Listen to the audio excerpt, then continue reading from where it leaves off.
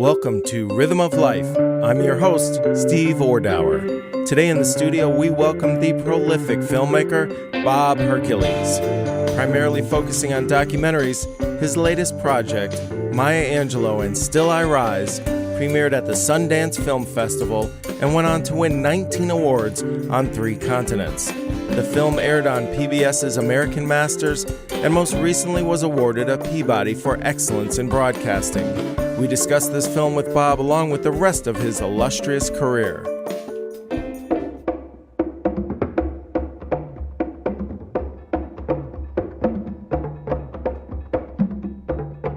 We may encounter many defeats, but we must not be defeated. That in fact, it may be necessary to encounter defeats so we can know who the hell we are. What can we overcome? What makes us stumble and fall and somehow miraculously rise and go on? How did you get involved in this project? Well, I think it started in 2011. I had an idea on my own to do a film about Maya Angelou. I did some research and discovered nobody had ever made a film about her. And so I happened to mention this idea to a friend of mine at Harpo Productions, Oprah's company. Mm-hmm.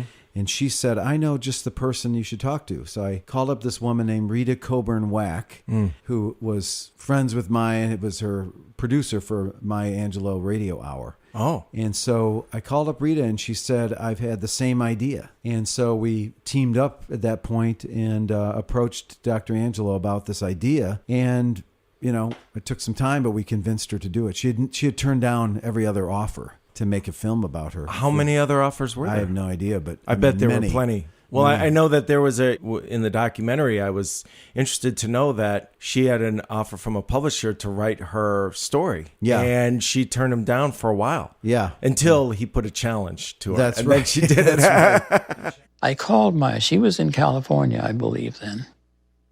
I brought up the subject. She was not warm to it. He said, would you write an autobiography? I said, no, thank you. No, I don't. I write poetry and I have plays.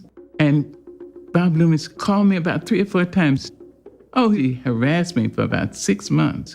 Now, in those days, younger people and somewhat unknown people did not write books. I called several more times, got nowhere. And finally, he said, Miss Angelou, I won't call you again. I said, that's good. He said, because, you know, writing autobiography as literature is almost impossible. I said, well, in that case, I'll try. And believe it or not, she started to write. Yeah, and it was fantastic. Yeah, I'm it sure. was her first book. I Know Why the Caged Bird Sings. Yeah. A fabulous book. Yes. So what inspired you to tell Maya Angelou's life story? I would say my 2 main interests in filmmaking are social issues, political subjects, and the creative process. So Maya Angelou bridged those 2 interests of mine perfectly because she's always been a social activist, a civil rights leader, and somebody who's very political, but also an amazing artist. And amazing in many different fields, too. That's what appealed to me. Maya was a dancer. She sang. She was an actress. Still be your grandmother. And of course, she was a writer. So she was a consummate performer. And I think that for whatever else it is, this is a life lived on stage. Yeah, she was a dancer, a writer, a poet, and a playwright.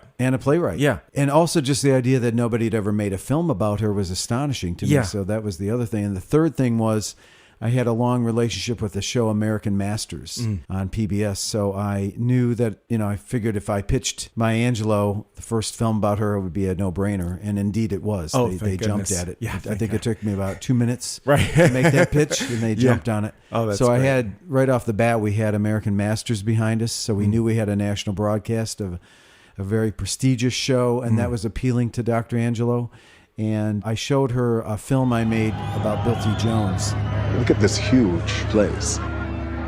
How do you pull an audience this size for a piece about Lincoln? And who really wants to talk about slavery? Or is it under the disguise of being a pop show? Is it going to be funny? Sometimes I wake up and I think, you're not big enough to deal with Lincoln. There are over 15,000 books have been published since he was assassinated. What the hell you think you're doing with this puny thing called a modern dance concert? Oh, right. And that was another factor, I think, that helped convince her. And she liked that She loved the film. Okay. And then Rita had this long relationship with her, so there was that trust factor. So which is critical for her, I'm sure. She doesn't Absolutely. let a whole lot of people into her inner circle very No, she easily. does not. And she suffers no fools. Yeah. So, I think when we started on the film, we realized right off the bat, we'd have to put everything we had into it. Like no holding back, because this was going to be the first and maybe only real film about her, because her health was not good. Right. And so I remember at one point when we first started working on it, I was ready to walk out her door, and she said, "One other thing, Mr. Hercules." And I said, "What's that?" And she said, "You better get moving."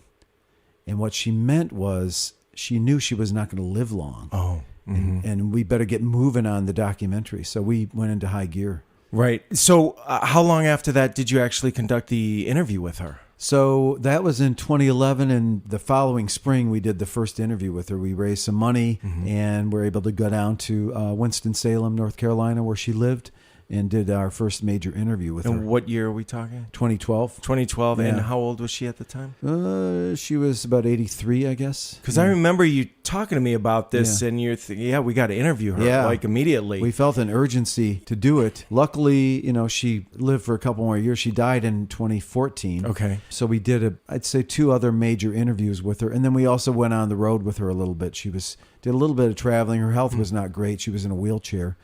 But we followed her to some speaking events in Atlanta and Washington, D.C. When her portrait was being inducted into the Smithsonian? Was Right. that you? That's right. So we okay. filmed, her portrait was painted and then inducted into the Smithsonian National Portrait Gallery. And so we went to that ceremony, which was really amazing. Yeah.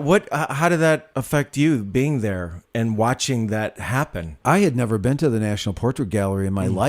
So that alone was fun, to see all the portraits, and then to see her portrait unveiled was amazing. Oprah was there, and all these civil rights leaders were there, and Cicely Tyson was there, and her son was there. It was really a profound event, and I think it blew her away. I remember, and it's in the film, I asked her, "What's it like for you? What would your mother think? What would your grandmother think?" And she said that was her biggest regret, is that neither one of them could have witnessed this amazing moment. I wish my grandmother, who died 50 years ago, I wish she was alive and could see this.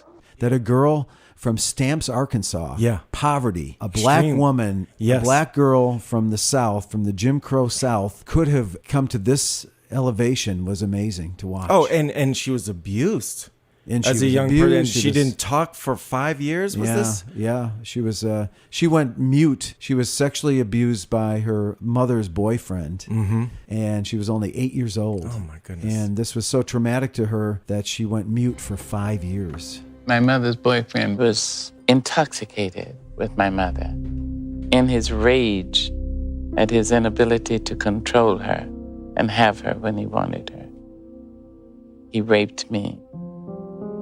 I was 7. The act of rape is the matter of the needle giving because the camel cannot. The child gives because the body can, and the mind of the violator cannot. I told the name of the rapist to my brother, who was 9. I said, I can't tell you his name because he said he would kill you. He said, I won't let him. So I believed him. The man was put in jail for 1 day and night and released. And a few days later, the police came to my mother's house and said the man had been found dead. And it seemed he'd been kicked to death. My 7-year-old logic told me that my voice had killed the man. So I stopped speaking for 5 years. I clamped my teeth shut. I'd hold it in. If I talked to anyone else, that person might die too. I had to stop talking. My mother's people tried to woo me away from my mutism, but they didn't know what I knew. I knew my voice could kill people. So it was better not to speak. And think about that voice. Yeah, I mean, her voice and her face are so captivating. And one thing about her expressiveness is you can see not just the deep emotion in her face, but she has an amazing presence about her to encapsulate sorrow. Yes. And deep-seated sadness and anger and fear and all of that stuff mixed up. She can access it like that. Yes. And it's really stunning to see. And it's as if we're experiencing that pain right along with her. Could you speak to that a little bit? That's a great observation, because that's one of the things I would say is most profound about it, is that when we interviewed her, she would go back to that moment, literally, psychically, psychologically, emotionally. She was in that moment every time. And I've never seen anybody, of all the years I've made films and I've interviewed hundreds and hundreds of people. Right. I've never seen anybody be able to access that moment as she did each time, whatever moment it was. And it could be a moment of joy.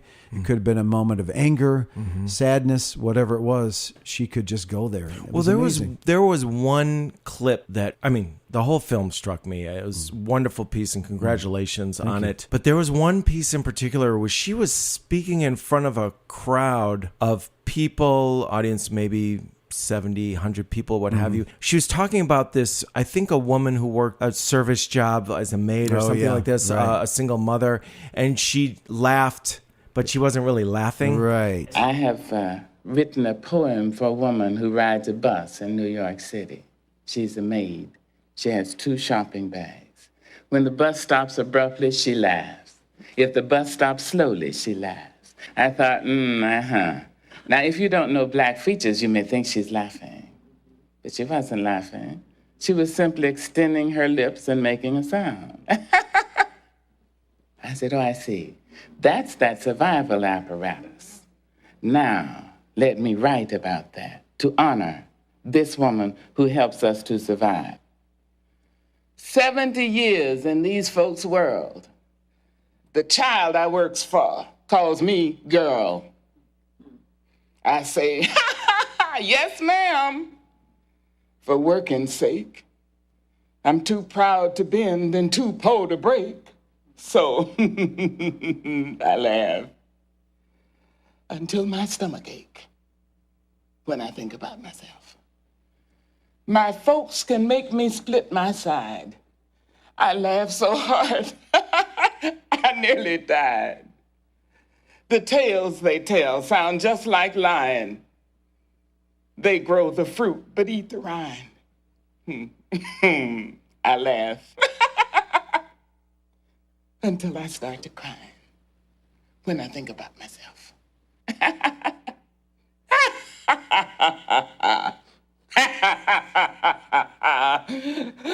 And at the very end, she just started to cry. Yeah. On stage. And I mean, she turned around and then turned back at the audience. Yeah.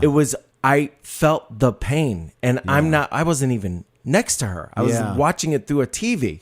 And the way she personified it. Yes. Was really not only captivating, but it took my breath away. I mean, I went into that moment, which is why and her voice. Yeah, the voice. It's a very, very unique instrument that she has honed over years. As I'm watching this film, I kept thinking, what did you take away from this experience? How has this enriched you personally? Well, I learned some things from her. I mean, forgiveness is one of her main things that she was always advocating, forgiveness and reconciliation. So I've always been a believer in that. But listening to her idea of it and her commitment to it really was very strong and solid. So it was something I learned a lot from her. The other thing I got from her was, we call the film And Still I Rise, which is from one of her famous poems. And I think about how inspiring her story is, that she came from this low level, from being a black woman in the Jim Crow South and being a woman in a white man's world and having been raped when she was 8 and all the crap you go through, and yet to rise above that. She was not bitter at all. She took that and made what she could of it, and she used, I think she, I guess I would say, had grace. That was her strongest. Personified. Yeah. She had tremendous grace in the face of such adversity. It was remarkable. And it was inspiring to me. Oh, I'm sure. Because, I mean, you know, we all try to, at least a lot of people I know, including myself, try to live by that. Mm-hmm. But when you see someone up close and personal who's gone through way more than you could ever imagine and still do that, that's quite stunning. You know, you interviewed so many notable people. Did you conduct all the interviews, by the way? Rita Coburn-Wack and I co-directed the film, so we kind of split the interviews in half, roughly. And who are some of the interviewees that you interviewed personally? I interviewed President Clinton and Secretary Clinton, Hillary Clinton. Okay. And Lou Gossett Jr., one of my favorite interviews. Yeah. And a lot. I mean, I interviewed a lot of people during the making of the film. Was there anything that was just really stunningly surprising that came out of somebody's mouth? Well, one thing that came out from Hillary Clinton's mouth was that she read that book, I Know Why the Caged Bird Sings, when it came out around 1970. She read it right when it came out. So then she revealed that her own mother had been abused by her parents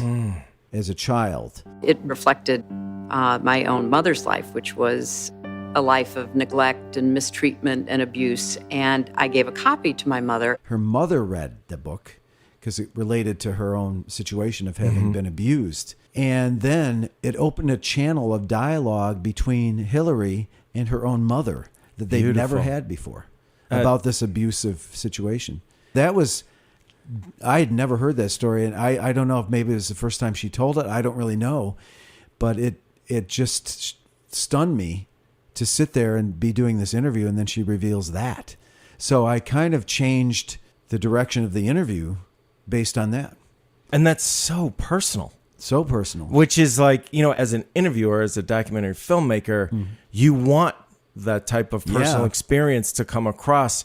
But even so, when it's happening, especially with somebody who's so powerful and so well known, I mean, and she's revealing this very intimate part of her past. And really it comes down to, why do people write books? Because you want other people to transform their experience or open up new relationships with people. And Hillary Clinton got to open up this new relationship with her mother based on reading this book and then giving it to her mother and her reading it. Did Maya Angelou find out about this story? No, because she had passed away. Oh, my goodness. In fact, actually, the truth is the day of the interview with Hillary Clinton was the day of the memorial that they had for Dr. Angelou in New York. There was two memorials, one right after she passed, but then there was a big one in New York as well, because she lived in New York for a long time, and Hillary Clinton was there. So we had arranged in advance saying, okay, you're going to be at the memorial. Could you also do the interview? And she said, of course. Yeah. So we did it. Well, and Maya Angelou, she wrote and read this incredible poem at Bill Clinton's inaugural, and it ended with "Good Morning." I wanted a poem. Nobody had done a poem since Robert Frost. Once I made that decision, I didn't really think about anybody else. A rock, a river, a tree, hosts to species long since departed, marked the mastodon. And the minute she started talking, you could just feel the change rolling across the crowd, and everybody started listening. But today, the rock cries out to us, "Come, you may stand upon my back." The rock comes from a 19th century gospel song. Oh, I went to the rock to hide my face. Rock cried out, no hiding place down here. Across the wall of the world, a river sings a beautiful song. I'm gonna lay down my burden down by the riverside to study war no more. Your armed struggles for profit have left collars of waste upon my shore. Yet today, I call you to my riverside, if you will study war no more. And once you had that, then I could talk about all of us. There is a true yearning to respond to the singing river and the wise rock, So say the Asian, the Hispanic, the Jew, the African, the Native American, the Sioux, the Catholic, the Muslim, the French, the Greek, the Irish, the rabbi, the priest, the sheik, the gay, the straight, the preacher, the privileged, the homeless, the teacher, they all hear the speaking of the tree. Each of you, descendant of some passed-on traveler, has been paid for, bought, sold, stolen, arriving on a nightmare, praying for a dream. Give birth again to the dream. Here, on the pulse of this new day, you may have the grace to look up and out and into your sister's eyes and into your brother's face, your country, and say simply, very simply, with hope, good morning. Only she could really bring that to life the way she does. Yeah. And Bill Clinton said something to, I think he said something. She wrote a poem called On the Pulse of Morning for Bill Clinton's inauguration in 1993. And what's funny about it, because I interviewed Bill Clinton, and I said to him, did you tell her what to say, or did she run it past you? He said no. I knew she got me. She understood the time we were living in. She understood the world we were living in. And she knew what could be our undoing as well as our unchaining. Now, we had no idea what she was going to say. And Bill didn't come with any set of directions like, well, I'd like you to talk about this and I'd like you to talk about that. He just said, I want you to write a poem and deliver it at my inauguration. But I knew she'd make an impression. She was big, and she had the voice of God. And I said, really? I mean, this is like your inauguration. You never had her run it past you or anything. And he said, no, I trusted her. So she read the poem. He had never heard it before. No kidding. And she read that poem. It was a very powerful, incredible poem. And you're right. Not the poem is incredible, but her performance of the poem is unbelievable. You could see it on the people's faces. We had all this footage we found of people watching, not just her performing it, but the audience. You know, people were crying and they're just riveted by this poem. It was wonderful. I thought it was monumental because it was inclusive. It was understandable.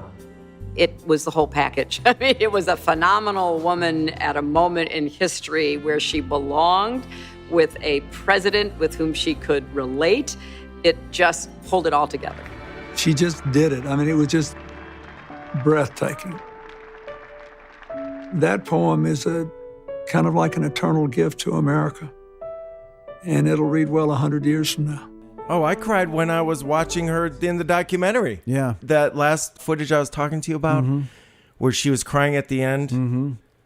I just lost it. Yeah. Because she channels stuff so powerfully. She's a natural. Yeah. She is totally a natural. And you know, something you said earlier about her with respect to forgiveness. Well, you had been prepped for this for a little while because you had done a film called Forgiving Dr. Mengele. Could you talk about that a little bit? Yeah, I mean, I had learned a lot about forgiveness many years earlier when I made a film about a woman named Eva Kor. She was a Holocaust survivor at Auschwitz. She and her sister were twins. When the family was brought to Auschwitz, the rest of the family was sent to the gas chambers, but she and her sister were kept alive. Eva and Miriam were 9 years old and in the front row when the Soviet soldiers liberated this death factory years ago. And they found among a few thousand survivors a large group of twins. Twins who underwent inhuman medical experiments at the hands of Dr. Joseph Mengele, the camp surgeon at Auschwitz, who was known as the Angel of Death. So she and her sister survived this terrible experience, and then many, many years later, Eva came to the idea of forgiveness as a way of healing the tremendous anger and bitterness she had about this experience, as a way of kind of getting over it, not getting over it, but kind of moving on with her life and not letting it imprison her. Just to be free from the Nazis, that did not remove the pain they have inflicted upon me. There might be another way that survivors can heal themselves. I have found one way. Forgive your worst enemy. It will heal your soul and it will set you free. So it's a hard concept to follow. You almost have to see the film to see the process that it took to get to that level. Well, and a lot of fellow Holocaust survivors did not agree with her at all. No, definitely not. To this day, they don't agree with her. It was a very controversial idea because people would say, "Forgive the Nazis? Are you crazy?" Mm-hmm. And she would try to, carefully state her position and say why it was good. She was doing it for herself and only herself, not for other people. She was not getting them off the hook or anything. It was just to free her own soul. And you went to Auschwitz, as I recall. We did. With her. With a former Nazi, and forgave him publicly on camera. Mm-hmm. Can you just take us back or give your... Yeah, so she had met a guy who was a Nazi doctor at Auschwitz. He was not working with Mengele, but he was aware of Mengele. Right. And she wanted to meet with him. And so she met with him. She wanted to have someone, a Nazi, declare unequivocally that the Holocaust did happen. Because, as you know, there have been Holocaust denial since 1945 and still to the present. This is a big issue with her, as it should be for any Holocaust survivor. How dare you deny that 6 million Jews died? But this happens. She met this man or communicated with this man, and he finally wanted to meet with her. Had you started... This was done before I started. Oh, okay. This meeting was filmed by a Swedish TV crew. Thank God. Oh, it's a fascinating meeting. His name was Hans Munch, and she traveled to Germany and met with him. I mean, it was amazing on her part that she would agree to do this. Oh, absolutely. And then he agreed to state unequivocally that in fact he went to Auschwitz with her about a year later. Oh my goodness! And declared in front of the gates of Auschwitz that the Holocaust happened. He witnessed it. He signed a document and unequivocally that this happened. And that's what she wanted. So then she said afterwards, what could I do to thank him for this huge thing that he's done? Because in a way, he almost risked his life by going there. It's so controversial. Sure. So she said, I will forgive him of his complicity in these Nazi crimes. And so her friend then challenged her, said, well, if you could forgive him, could you forgive Mengele? Could you forgive the Nazis? Oh, my goodness. I, Eva Moses Kaur, a twin who survived as a child Joseph Mengele's experiment at Auschwitz 50 years ago, hereby give amnesty to all Nazis who participated directly or indirectly in the murder of my family and millions of others. So that's what got her mind thinking about this idea of forgiveness. And so you got involved in the project, or you started making this film about her and her experience as she was thinking about this? Yeah, as she was getting more into it. I mean, she was pretty much, by the time I started shooting in 2001, she was on the road to forgiveness at that point, yes. But she was still wrestling with it. Oh, she was? Yeah. And what had her go all the way with it? Was there some specific thing or just an evolutionary? I think it was an evolution and thinking about what it would do for herself, because she had to admit that she was sometimes an angry person, and understandably. How can you not be? And bitter and things like that. And she has a great sense of humor, and I think she was concerned that she was losing her humor, and it would be good for her soul if she did this. So she finally came to that conclusion. You know, what was so interesting to me about that film, and I recommend this film for anybody, it's wonderful, is that it just seemed like there was just a huge miscommunication between her and other Holocaust survivors. All she wanted to do was lift the burden off her and have some semblance of some normalcy in her life, given the horrific experience she went through in Auschwitz. I mean, it's just stuff that people really can't grasp. Yeah. And there's no point in having somebody try to explain it to somebody who hasn't been close to that situation. Right. So her view was, and please correct me if I'm wrong, to forgive, it was for her, not to condone or accept what the Nazis did at all. Right. And she was very clear with that. But I remember there was another woman that you had interviewed. Yona Locks. And just didn't it's just not proper, it's just not right. And she had this bitterness about her, which is fine. It's improper. It's improper. Has she been permitted? Has she been asked? How can she speak in the name of the people who are not alive anymore? I mean, I shiver when I think of it. But it just seemed to be a very basic miscommunication and lack of understanding. Would you agree with that? No, it's a tremendous lack of, and you can understand why, because it's such a almost impossible situation to be facing such horrific crimes. And how could you forgive somebody for, so I totally get both sides. That's why I wanted to show the film has many opponents of Eva in the film for good reason, because it's a very controversial idea. I'd rather have the viewer look at it and decide on them, by themselves what they think of this. And, it's a conversation starter. Yes. I've shown the film a lot. When it came out, it was very popular and played in 100 film festivals. When did it come out? In 2005. I okay. think. Oh, yeah. Okay. So I went to a lot of the screenings, and it was controversial, and people would get up and scream at me or at Eva, and and I would just say, it's just meant to start a conversation. I mean, I always said to people, forgiveness is out there. Forgiveness is something that every human being at one point or another, or many times, has to grapple with, whether or not to forgive. And this is just maybe the most extreme example, but it's certainly worth considering as a kind of a conversation starter about this concept. Yes. I'll say one other thing. I forgot to mention, Eva was very influenced by Nelson Mandela and Desmond Tutu. I was Truth and Reconciliation Commission in South Africa. That was another seed that got into her mind about forgiveness and reconciliation. It was very powerful. She eventually met Desmond Tutu, by the way. Oh, which was a great thing. That's for her. Fantastic. Yeah. But that wasn't in the film, was it? No, that was after. Okay. She met him after the film was done. You know what I was wondering as you were talking? How do you keep your own judgments in check when you're producing a film? I mean, you obviously have judgments and thoughts and perspectives and opinions on the stories that you investigate and uncover, and you've been doing this a long time. How do you keep that in check? Well, I don't believe there's such a thing as objective film. Everything you do is subjective. Sure. So I don't buy the argument. Some people say that documentaries are true or, whatever. Everything is a decision. Where you place the camera, what questions you ask, how you edit the film, whatever.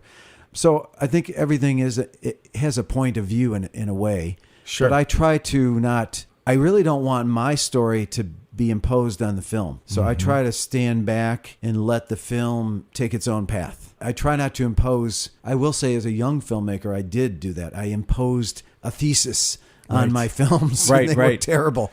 I learned over time to hold back to whatever thesis I had in my mind, that it might not be that way. Like the Hillary Clinton example that we said. How could I have known that she would tell me this incredibly intimate story about her mother and herself and abuse and etc.? I would not have known that. And so you have to learn to go that route.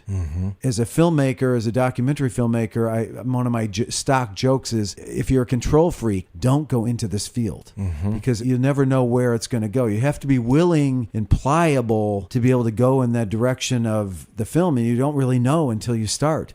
Even in Forgiving Dr. Mengele, in the middle of the film, in the middle of the 5-year process. Oh, it's a 5-year process. 5 years. Wow, okay. Okay, in the middle of that, Eva has a Holocaust museum in Terre Haute, Indiana, where she lives, a small Holocaust museum, kind of a charming, like a handmade Holocaust museum. Amazing. In the middle of this whole thing, it was firebombed and destroyed. Oh my goodness. By a racist person or persons. The person was never caught, but it was bombed and obliterated, basically, in fire and everything, and just destroyed. God. And they spray painted "Long Live Timothy McVeigh" on the wall, the remaining wall of the building. Timothy McVeigh, with the Oklahoma City bomber. Sure. So I got a call from Eva's assistant the next morning. This happened midnight or 1 a.m. or something. I literally grabbed my camera and a microphone, got in my car within 10 minutes, and drove all the way down to Terre Haute and filmed that day. From Chicago? From Chicago. How long of a drive is that? It was like 2.5 hours, and just started filming just by myself. And what did you? It was. What were you able to captivate? Well, it was very raw. Capture? It was super raw. I bet. I talked to Eva about this and some of her compatriots and filmed the. It was still smoking. I mean, it was still. Oh my goodness! They must rubble. have been just mortified. Oh, it's just a day I, never really wanted to ever experience. It was terrible, but you never know what's going to happen. Exactly. And, not only do you have to be willing as a documentary filmmaker to go on this journey and let the film kind of take its course, you have to enjoy it, I would imagine. Yeah, I mean, I always feel like I have the greatest job in the world because I'm making films that I want to make. The hassle is you have to raise the money, but once you raise the money, then it's your film. Right. Because you raise the money. Yeah. And there's nobody over you saying, oh, do it this way or don't do that or take this out or this is too controversial or, So the importance to me is to be an independent filmmaker. Right. And I stress the word independent. Right. To be able to make films on my own terms. But you have to raise the money to do it. That's well, the key. Well, that's not easy to do. No, it's on not. many, many levels. Your company, Media Process Group, has been around for a while. And, you've worked on other people's projects to bring in money. You've got editing facilities. You've got cameramen that go out and shoot for high-end projects or what have you. How long has Media Process Group been in business? 33 years. And I mean, that's a long time. I mean, especially with all the changes in the production business and the film business and technology. How have you been able to sustain doing what you love to do and be able to keep a business afloat? I mean, it's a balancing act. My partner right now, Keith Walker, and I talk about this all the time, that we're, it's like this, how do you balance all these independent films with the need to make commercial films to make a living? Right. It's very difficult to make a living on independent documentaries. Let's just get that on the table. table. Yeah. Almost impossible. Absolutely. There's like 5 people in America that do it, but the rest of us have to have some kind of other gig. Right. And so we do a lot of commercial films, and Keith is a cameraman who shoots for Oprah and 60 Minutes and everything. So that's how we make our living. And he does a lot of shooting of Oprah in these single person situations, doesn't he? Hasn't he over the years? He's basically her favorite director of photography at this point. Yeah, and safe to say she's pretty well known. And so she's got a few Twitter followers. Yeah, and so I want to get just back to the Maya Angelou. By the way, how does she pronounce her name properly? She says Maya Angelou, but a lot of people in the film say Maya Angelou. I know, it's funny. It's Maya Angelou. That's what I thought. How she pronounces it. And even Oprah at one point during the interview said Maya Angelou because it's spelled L-O-U at the end, right? You'd think it would be. Yeah. I was just wondering, you had to raise the finishing funds, right? Even though there were so many notable people involved. We had to raise all the money for that film. It was a big budget film because of the high stakes and the high profile. It was a very expensive film. And do you mind me asking how you got? I think you had a $200,000 gap or something like that. Yeah, I had met this man named Steve Sarowitz who wanted to hire me to do another film, a different subject, which I agreed to. And then I appealed to him. I said, we're really close to finishing the Maya Angelou film, but we're short about $200,000. So God bless his soul, he was an angel. He kicked in the extra money that allowed us to finish the film. So I'm always indebted to Steve. You mentioned Bill T. Jones, a good man. How did you get involved in that again? So Kartemquin Films, the Chicago production company, really good friends of mine. I've known those guys for 30 Gordon years. Quinn, Steve James. They were approached by Ravinia Festival, the venue. They had commissioned Bill to do a dance work based on the 150th anniversary of Lincoln's birth, Abraham Lincoln. Right, and this Ravinia just north of Chicago. Right, this is the Ravinia in Highland Park outside of Chicago. And this is an unusual thing for them. So this was going to be the Lincoln bicentennial year, whatever it's called. And so a lot of venues in Illinois were celebrating the birth of Lincoln that year. And so they decided to go big time. And they commissioned Bill T. Jones, who's really maybe the most renowned modern dance choreographer in America, I'd say. It's probably safe to say. But a very political guy as well. Emancipation, the sign stand we shadow. symbolic. Who's an American great? And super creative, amazing person, really. So they commissioned him to do this work. Ravinia then talked to Kartemquin about doing a documentary about the whole process of this. And then Gordon brought me and Keith into it to be co-production partners. Gotcha. And so we did the film together. And for those of you who don't know, Kartemquin did the notable documentary Hoop Dreams. Yes. That, and many other great films. And yes, and many, many others. And they do some documentary projects for, I believe, ESPN as They've well. They've done some, yeah, they have. And they got Part nominated for an Oscar this year for Abacus, their film about this bank in New York. Yeah, so not it's even a great, familiar it's with a great that. organization. Yeah, excellent. I mean, they do excellent work, and you have a long-standing relationship with them. And so, what did you want people to be left with this documentary? Well, in some ways, I would say it's my favorite film I've made because it's something I had always dreamed about doing, about following the beginning of a work, creative work, from the very, very beginning all the way to the end. And we had this amazing opportunity to do this in this case because we got in right at the ground floor. We filmed Bill and his partner Bjorn as they first arrived to the Lincoln Museum in Springfield. Right, I remember. And that was the first, in a sense, their first scouting trip, you might say. So they got to see his hat. They got to see Lincoln's hat and his eyeglasses and all this stuff. It's a great scene. So we were there filming that. Mm-hmm. And then we kept filming for 2 years straight until the premiere of the piece at Ravinia 2 years later. And then you got audience reactions right there, and it was very intense work. It's an intense work. Like in your face. Keith and I went to New York once every 2 months during that process because Bill's based in New York, and that's where they rehearsed the piece for the most part. So we were constantly filming, which is a great luxury, really, in documentary. A lot of people don't get a chance to do that. I'd never really had a chance to do something that intense and that cinema verite, basically, just following something as it goes. Sure. And it was just an amazing work. Well, you got to see him going through the machinations of creating this work, like from nothing. Yes. And so now when you actually saw the piece, it must have just blown you away. It's like giving birth. Yeah. Yeah, you could see it all. Yeah, he's such an intense person. Yeah, very thoughtful guy. We made a deal with him right from the very beginning that we would always, he couldn't really censor us. He couldn't turn off the camera. He agreed to do that. And so we have some, tough sequences in there where he gets very angry or gets very emotional. But he's an intense, creative person. Maybe I don't think you can handle that. I don't think you can do it. I don't, because I feel like you want me to do it, and I am overwhelmed. Okay, first of all, are we talking? Day 4 of our first week.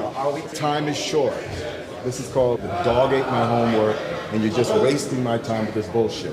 And now you're trying to wiggle, right? Don't do it to yourself. I'm not Grow trying up. to wiggle. Don't be a little boy anymore.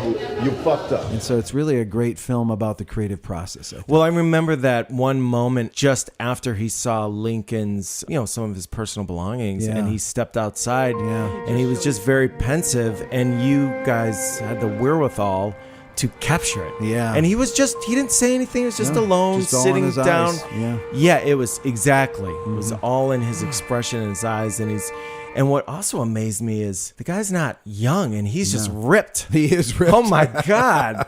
It's just like he's got this sculpted body that's amazing. Yeah, and he doesn't really dance much anymore, but when he does, he's still an amazing dancer, Oh, I'm sure. Just amazing. Now, how old was he when you filmed that about? Do you remember? He was probably in his early 60s, I guess, when we filmed that, and so he's great. Something to strive for sure. No kidding. Yeah. And, you've done so many different types of films. I also wanted to ask you about the documentary you did about Saul Alinsky. Oh, yeah. How did you get involved in that one? Well, my wife, Julie, read this book about Saul Alinsky called Let Them Call Me Rebel. And then she gave it to me. I'd known about Alinsky for years because anybody who is in left-wing politics, Alinsky's foremost. Sure. So she loved the book, so she gave it to me. I read the book. I loved it. It was just like one of those books I could not put down. So interesting. A guy named Sanford Horwitz wrote it. And then the thought went through my head. It's like, well, has anybody ever made a film about Saul Alinsky? And of course, no. This seems to be a reoccurring thing, Bob. I was kind of surprised about that too. So the only thing that existed was Alinsky had done a series of, you might call like training tapes for the Canadian Film Board, but there was no definitive documentary about him.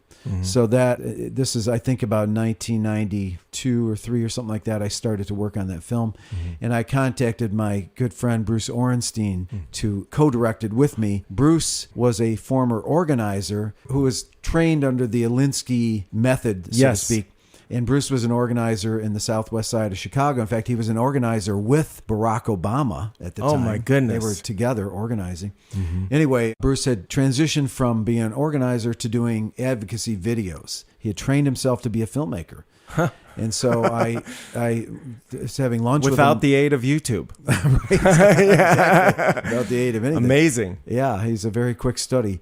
And so I asked him what he'd be interested in. Of course, he was like, of course, I love Alinsky. Let's make the film. So we did. We spent, again, as another one of those 5-year stories. And for those of you who don't know about Saul Alinsky, he basically created the most powerful roadmap for organizing social protest and really leveraging power of the people to force companies and governments or whatever to do the right thing. That's right. Who championed new ways of organizing the poor and the powerless that created a backyard revolution in cities across America. His work influenced the struggle for civil rights, the farm workers movement, and even the very nature of political protest. In 1970, Time magazine hailed Alinsky as a prophet of power to the people and argued that Alinsky's ideas had forever changed the way American democracy worked. Yeah, and what was the book that he wrote? What was that roadmap? Yeah, Reveille for Radicals. Yes. And then Rules for Radicals after that. Okay. But Reveille for Radicals was his first book, and that was really a guidebook for organizers for years and years. It's still being used today, I think. Yeah, and in fact, the right wing has... years ago, they started to realize his ideas actually are so powerful that they could be used on either side. So, but he's very influential. But the reason I wanted to make the film was his name had become somewhat forgotten. Oh my! And certainly in the mainstream America, nobody had heard of him anymore. So I thought it would be good to make a film that kind of resurrected what he was about, what motivated him. Basically, he took, in a sense, the idea of labor organizing, but applied it to community. And that was his genius. Yes. Bringing organizing of the idea of labor, but using churches and community centers and community groups to do the organizing. The mission is to remember those that didn't get homes when we get our homes, to continue in the struggle. That's where we came from. We came from the struggle. So it was a radical idea at the time to do that. Yeah, and he was able to bridge that gap amongst various groups of people to form these powerful coalitions that really did have power. And they could force companies to change their ways, like Kodak. Kodak in Rochester, New York, had not hired any black people, but Rochester had, in the 60s, of course, had a huge black population. So it was outrageous that they didn't have any black employees, so they took them on. They took on Kodak, which at that point was one of the biggest companies in America. Absolutely. And they won. Well, now, and he also had an exceptional dry sense of humor. What was his phrase with famous Kodak? Is the only thing Kodak ever contributed to civil rights was the invention of color film. That's the one. That's the one. I love that one. He was a very caustic, funny person. Yeah, and not, he was all about, mixing it up. He wanted to create tension. He wanted to create struggle because because through that tension and conflict, that's what actually alters the political landscape. Yeah, you have to leverage your own power. Yeah, absolutely. Because you don't have the money. So you have to leverage power. So. And there is a lot of power, which was quite a revelation for a lot of people. His organizations are still flourishing around America. There's many, many of his organizations all over America that are still doing the same work. And it would have been such a shame to not have a film about him, his story be told. Yeah. And that's there's so many wonderful stories, unfortunately, that don't get told. Thank God there are some very important stories that you directly have been able to be a part of and directed and produced. And, there's another political organizer that you did a film about. Some people may know Barack Obama. Did he adhere to Saul Alinsky's, some of his principles? Yeah, so Barack Obama was, as a lot of people know, he came, when he got out of school, he answered an ad by this organizer in Chicago and came to Chicago for an interview, and the guy hired him. So Obama was trained as an organizer under the Alinsky method, because I've talked to the guy who hired him, and he was a direct link to Alinsky. And so Obama was trained in the Alinsky method, so to speak. So Obama's organizing down the southwest side of Chicago for like 2 years, using those same techniques. And you know what? When I watched his presidential campaign, I saw some of those techniques, I bet, in play. Yeah. And one thing I remember is when Sarah Palin was the new vice presidential nominee at the convention, she denigrated him for being a community organizer. I remember that very Kind well. of famous.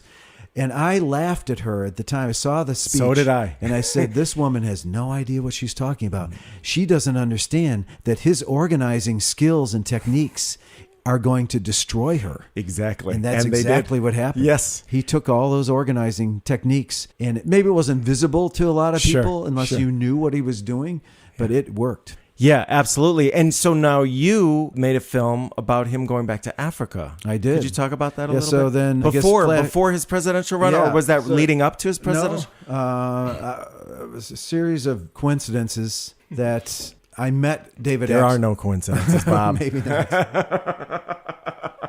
They only appear as such. But I think in 2005, I was introduced to David Axelrod, and he wanted somebody to help him on a film, a longer film about the old Mayor Daley, the first Mayor Daley. So I agreed to come on board, and he and I worked on this film for many, many months and got pretty close, very tight. And then I started working on some other projects for David. And then at some point, he called me up and he said, Senator Obama is going to go to Africa. And on top of that, he's actually going to go to his family's home village in Kenya. Oh, wow. Where his family, the father's side of the family was from. And he said, wouldn't that make a great film? And I said, yeah. I mean, sign me up. Twist my arm. Yeah, exactly. Who's going to pay for it? Yeah, exactly.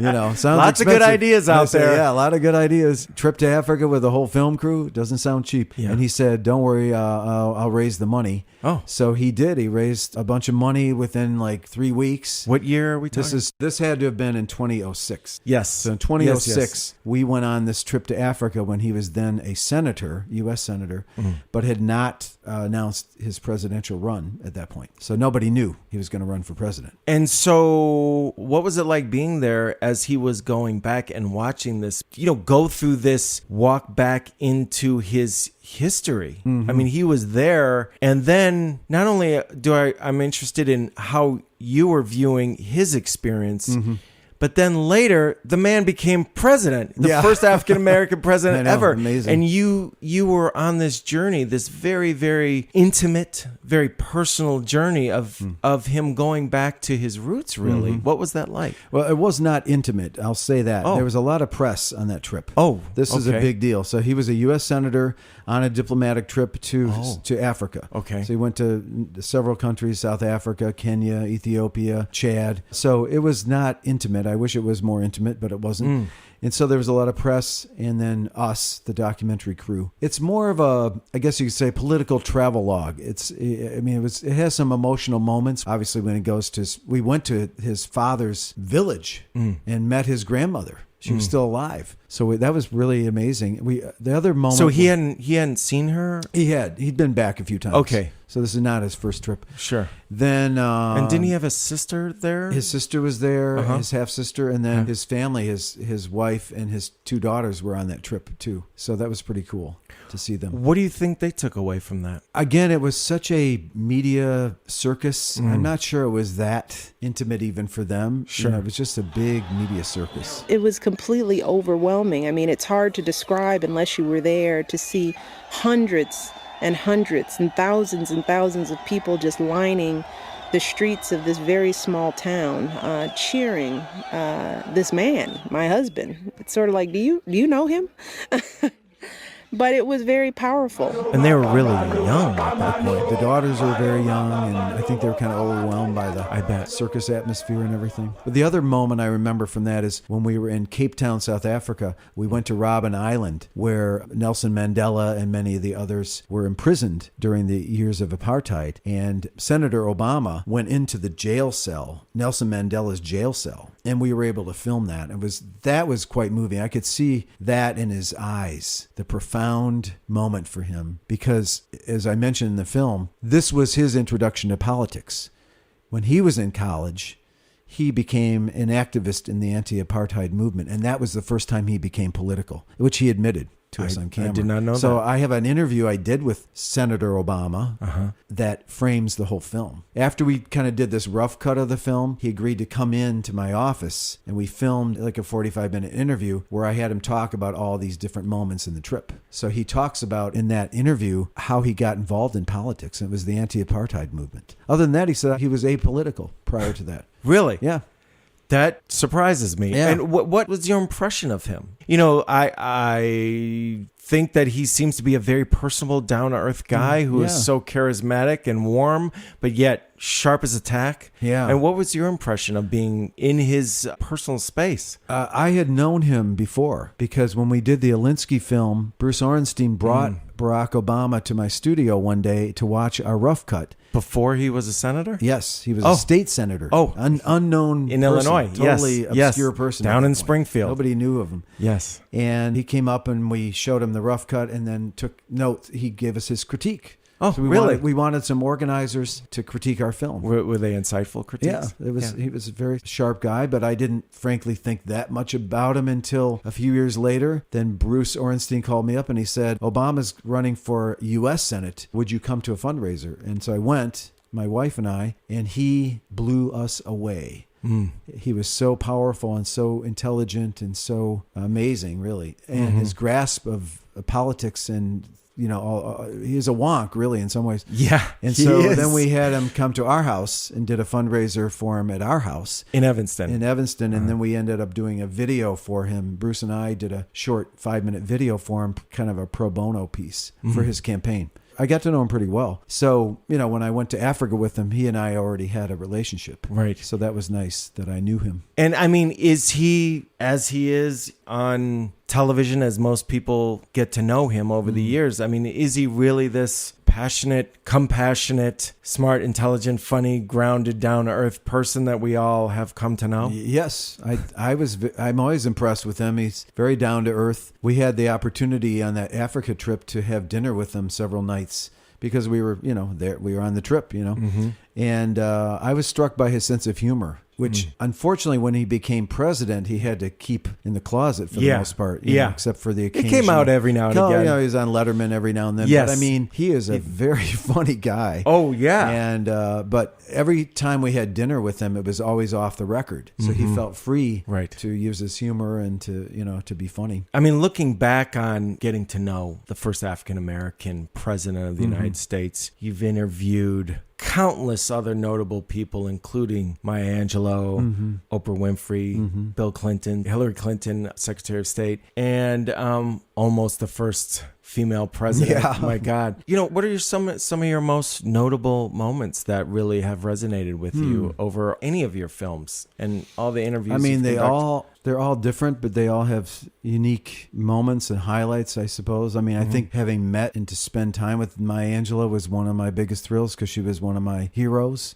I remember another film I made a long time ago. I was in Nicaragua and I made a film about their election in 1990.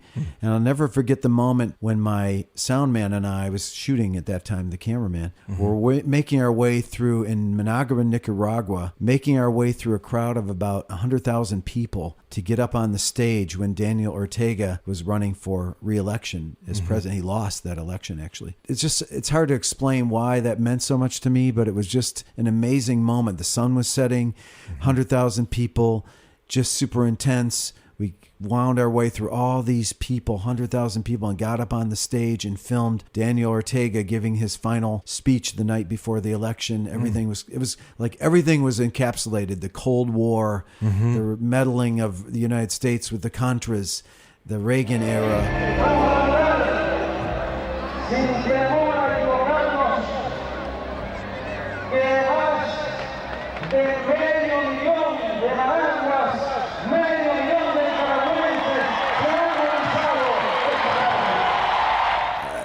All this sunset, and it's hard to explain. It was just a moment I'll never, ever forget. And that's such a unique thing to happen for filmmakers who are in the midst of making a documentary. And then when you see all of these variables that you have no control over come together, that must be extremely exhilarating. Yeah, like, I'm here. Am I really here? It's I'm almost really surreal. here. And I it's know. happening. And this is happening. Yeah. And are we recording? We are recording, right? Yeah, right. Don't forget that.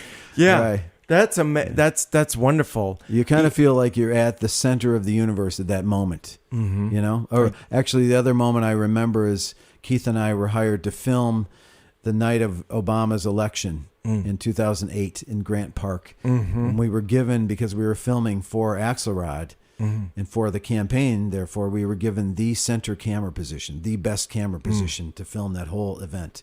And when he won, we all started crying. And Keith, especially because he's African American, the look on his face and the tears and everything that he had and that I had and I felt was something I will never, ever forget. Yeah. That moment. I mean, you've been a part of history. Yeah. And you're witness to history. And by observing it, you are participating in it. You're actually affecting the dynamic. And that's really must be, I mean, so enriching on so many levels that most people, if they have one of those moments in their life, they'd be very, very fortunate. And you've had a series.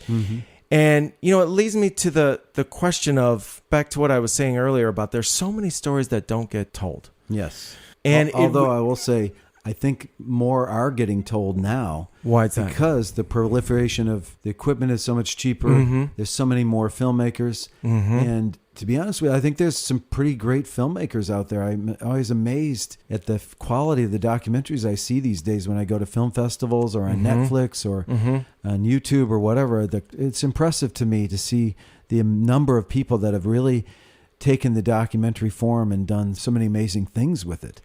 Yes. And, you know, it is stunning, the evolution, the accelerated almost evolution of technology in terms of the capacity of these small cameras now can create such a wonderful image, and small microphones and small hard drives and all this other stuff. And you can have an editing system mobile in your backpack. Yeah, and your laptop. Exactly. And it's pretty empowering for people who want to get into it. But I was just wondering, I've often thought of, why isn't there a social fund? More funds to tell documentaries, stories specifically. Have you ever thought about that? Or should there be more? I've thought about it a million times. There should be. Other countries fund films, documentary and feature films at a much higher rate than we do, like in Germany and the Nordic countries and Australia. And there are film funds that are way bigger than what we have. And it's a shame that we don't have that kind of support. Why don't we? I guess it's the nature of our society. We have so much money wrapped up into our defense spending and things like that, it sucks away resources from the ability to have higher arts funding and higher social funding and things like that. I mean, it's just an imbalance. Very well said on many levels. And I'm also wondering, what are you involved with right now? And what is inspiring you? I'm working on jumping out of the documentary field for a feature film that I've been working on for a long time. Is that right? It's a film I co-wrote, a comedy called Waiting for the Clash. It's about kind of loosely based on my days as a college radio DJ in Kalamazoo, Michigan. You were a college radio DJ. I was. And obviously into the Clash. Yes. Okay. Heavily. Yes. So you were a punk rocker. Yeah. Yeah. You don't look like one. I know, but none of us do as we age. Yeah. The main character is you?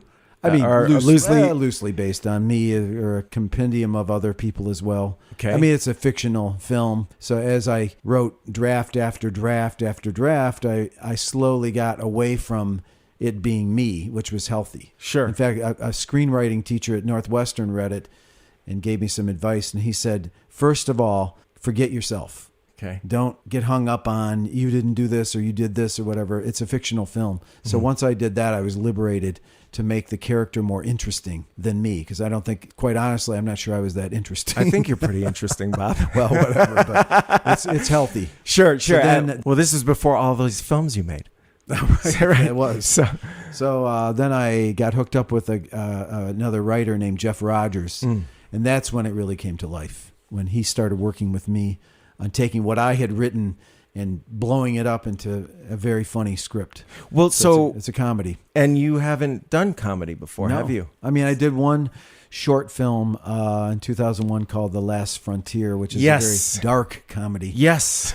Yes. Could you just explain The Last briefly what Frontier that's is a commentary on the branding of our society, the relentless need apparently for corporations to have their logos everywhere. And so I wanted to make a commentary on that. My hairline was receding. So I put these two ideas together and I thought, wouldn't that be funny if in the future, near future, homeless people sold their forehead space for corporate advertising. Like you could have a Nike logo on your forehead or whatever and get some money for it, so you could pick up some, food and drinks. It's not so bad. It's when they get inside your head is when you've got trouble. I mean, if they could do it, they probably would. Actually, it started happening after I made the film. Really? So I made this kind of... Wait, seriously? It did. It did start happening in different ways, yeah. On homeless people? I don't know if it was actually homeless people, but people started selling. Like one guy had his hair cut into the logo, like a buzz cut thing where he got paid for it, things like that. You're not kidding me. I'm not making that wow. up. I did not know that. Well, I remember being an extra in that film, and I remember the stamps. I forgot. Yeah, the stamps on the forehead. On the forehead. Right. And it was such a warning. Yeah. I remember like seeing the final film, which I loved, and it was just really stark and, very, very, very scintillating and interesting, but so dark and depressing as to where our society could easily go if we're not aware. Right. Yeah, and that's really, really daunting. I wanted to comment on, let's say, The Gap. How did The Gap manage to convince people to buy T-shirts with their logo on it and pay money for it? Yes. To advertise their own product. I thought that is in a kind of a twisted sense of brilliance. And so that's what I was interested in. How'd they figure that out? Yeah, and more broadly, where is our culture going? Where is it heading? Right? Yes. Everything is a commodity, including now that's why I call it The Last Frontier. The forehead, or our human skin, or our soul, so to speak, was the last frontier. And when did you make that? 2001. 2001 Yeah. is, what do you think our state of affairs is now? It's gone berserk with the branding and everybody's willingness to share their personal details, and it's kind of out of control. Yeah, it is. This is great. I mean, is there anything about your filmmaking experience that you'd like to share that I didn't ask you about, or anything along those lines, or anything that you may give as a bit of inspiration or advice for people who want to do something along these lines? Well, I would say, to quote my favorite corporate company, Nike, just do it. I'd say the simple thing is, don't get too hung up about thinking about things too long. You'll talk yourself out of something. Yes. I dive into things maybe at fault sometimes, but I try not to overthink things and just kind of take... Like I had this opportunity to make the film about Eva Kor, the forgiving Dr. Mengele. Right. And Keith and I had to make up our minds within like a day of were we going to do it or not, because there was an event happening. And didn't you have to plunk down some of your own money? We had to put a lot of money, thousands of dollars down to take a chance. Well, isn't that... I mean, that's kind of par for the course for documentary filmmaking. Yeah. But it's risky. It's very risky, so, I understand the risk. Sure. And I appreciate it. I'm not trying to downplay it, but I do think people tend to overthink things too much sometimes. Well, now, how did you get the idea to start a company and create a company to empower you to make films like this? How did that idea emerge? Well, that was actually an accident. I had worked for another production company in Chicago, and the guy, I won't tell you the whole sordid story, but he basically left town at midnight almost, moved to California because he owed people so much money. So I was out of a job. Just like that. I mean, like overnight. And I don't come from money. So I had no money. Okay. Just barely getting by. And I said, well, what am I going to do now? I don't have a job. So I started calling his clients, see if any of them would work with me. Smart. And most of them didn't. I couldn't even get a hold of them, but a few did. And so I kind of had this beginning of a company. It was kind of a half-assed company at that point. Right. But I had a little bit of business, and then I brought in a partner, Bruce Lixie, and then I brought in another partner, Dave Beaton, and then eventually Keith Walker came on. How many years later are we? 33. 33 years later, Media Process Group is still happening. It is. And alive and well. Yeah. And Thriving. so where is your feature film project right now? What is the screenplay done? Yes. Okay. Well, we're doing some tweaks to it right now. Okay. I have kind of a writer group now that a friend of mine, Erica Frederick, is one of the producers, but she's also a screenwriting teacher. So she put together, it's almost like a writer's room, you might say. It's 5 people. So we've been not tearing apart, but really digging into the screenplay. And so we've been working on it for a couple months, and we're finally almost to the end of that process. It's been great. We've improved it tremendously. Yeah, I bet so she kind of resurrected the project almost, because I was it's tough to make a feature film if you've never done one, to raise the money and that whole thing. So where are you in that process right now? So I decided to wait to do the fundraising until we had the script done solid, because everybody's going to want to read the script. And I thought, well, if we can make a good script even better, then I'll just wait on it. So right now you're in the process We're pretty of close to being done with the screenplay. And you have started or will start the fundraising process soon? Yep. So if there's anybody out there with a couple million, give me a call. What is the name of the film? Waiting for the Clash. Waiting for the Clash. I love that. There is an old website. It's really out of date, but it's called waitingfortheclash.com if somebody wants to look at it. Excellent. Yeah. And what drew you to the Clash? Well, there's 2 things. I always tell people each generation has its own music. I was too young to be part of the Vietnam generation, so to speak. But I kind of had a feeling like I wish I could have been. I was a little jealous of the people that were protesting and everything. Because when I was growing up in the mid to late 70s, it was kind of a political dead zone. There wasn't much going on. So I kind of looked at my brother and my sister older than me, and I kind of probably romanticized this whole thing. It's easy to do. Exactly. So then when I became a college radio DJ, punk rock was really coming out. And there was something about it that I loved. Ramones, and there's just something basic about it. The music of it. And then I became more political as I got a little bit older into college. And so it was the political thing as well. The Clash were among the most political bands of the time. Yeah, and it's this visceral, guttural feel to the actual music. Yeah. And it's just this huge aggressiveness to authority. Yeah. Just saying, no, you're not going to tell me what to do. That's right. And basically giving them the proverbial middle finger. Yeah, exactly. And not giving a damn about that. And that appealed to me. I also I just didn't like those, what I would call corporate rock bands. I had a whole litany: Kansas, Boston, Styx, REO, et cetera, et cetera. I just never, I just couldn't stand those bands. Yeah. So when the Clash and the Ramones and Sex Pistols and all that, when they came out, it just, it grabbed me. Yeah. And, me and my friends. We became part of the comedy of the film is that the 3 main characters in the film, who are all DJs, are obsessed with punk rock, and they're purists where nothing else is acceptable. Right. And so it's a huge joke in the film. And it's, it's based on reality, because that's how kind of we were. We hated disco music. Sure. Oh. So disco is a great foil for us in the film. Oh, that's great. Yeah. Oh, that's I can't wait to see it. It's a very funny script. Yeah. Oh, I bet it is. Yeah. And I also wanted to ask you about the film about the Baha'i faith. Oh, yeah. What is that about? So I was hired, as I said earlier, by Steve Sarowitz. Okay. Steve is a Baha'i faith member and very passionate about the faith. And he was introduced to me through a series of friends. He wanted to make a film about the history of the Baha'i faith, how they started. They started in the 1840s in Persia, now called Iran. So we came to terms, and I agreed to work on the film for him. So it's called The Gate, The Dawn of the Baha'i Faith. That's the name of the film. So we had this opportunity that I'd never had before to film these elaborate reenactment scenes in southern Spain. I remember that. Huge. Yes. I mean, we had 250 extras, and we rented a palace and a fort, and I mean, it was an amazing experience to have that kind of resource. Yeah, that's extraordinary on a documentary. Yeah, it is. It's very unusual. And what was the most striking thing that you learned about the faith? Oh, well, I think the most striking thing is the unity of all faiths. That's one of their tenets, is that they believe in the validity and importance of all faiths. They embrace all faiths. And that makes a lot of sense to me. I've always felt like, why are religions fighting each other?